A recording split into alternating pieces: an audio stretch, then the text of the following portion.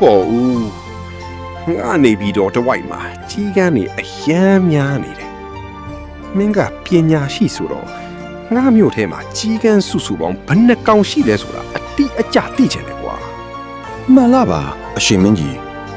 ကြီးကန်းအရေးအတွက်ကိုသိချင်တာလားဖေဟာ အေး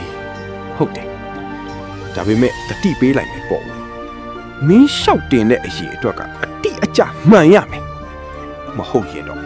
မင်းကိုအဖြစ်ပေးရလိမ့်မယ် မှန်လားပါအရှင်မင်းကြီး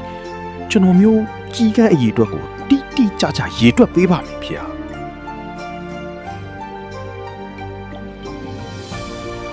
ကဲပေါ့ဦးငါခိုင်းတဲ့ကြီးကန်းအရေးအတွက်ကိုရီးတွက်လို့ပြီးပြီလားကဲပြောစမ်းဘယ်နှကောင်ရှိတယ် မှန်လားပါအရှင်မင်းကြီးကျွန်တော်မျိုးတေချာရေတွက်ခဲ့ပါတယ်နေပြီးတော့တစ်ခွင်မှာကြီးကန်းစုစုပေါင်း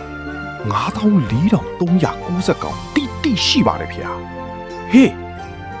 94,390ကောင်ဟာလားပေါ့ဦးမင်းကငါ့ကိုလိန်နေတာတော့မဟုတ်ပါဘူးနော်ငါကိုယ်တိုင်လူလွတ်ပြီးပြန်စစ်လို့မင်းပြောတဲ့ခဏန်းထက်ပိုနေရင်